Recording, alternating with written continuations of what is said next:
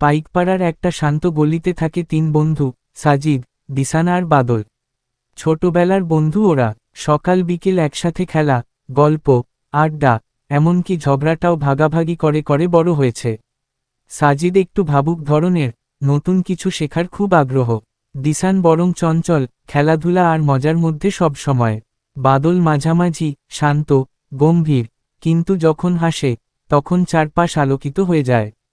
একদিন হঠাৎ করে স্কুলে এক প্রতিযোগিতা এল, বন্ধুত্ব নিয়ে লিখো বা আঁকো কিছু।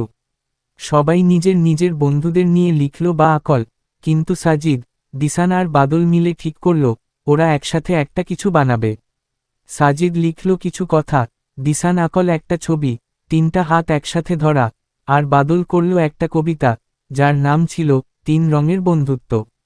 সাজিদ বলল, আমরা যেমন আলাদা তেমনই মিলেও এক। দিসান হেসে বলল, আমরা ঝগড়া করলেও একসাথে খাই, খেলি, জিতি। বাদল চুপ করে বলল, তিনজন, তিন রকম, কিন্তু একটা গল্প। শেষে ওদের কাজটা সবার থেকে আলাদা হলো, আর পুরস্কার না পেলেও সবার মন জয় করে নিল। তিন বন্ধু তখনও জানত না ওদের এই বন্ধুত্বটাই জীবনের সবচেয়ে বড় পুরস্কার। গল্প শেষ। ভিডিওটি সাজিদ বানিয়েছে। ভালো হয়েছে কি?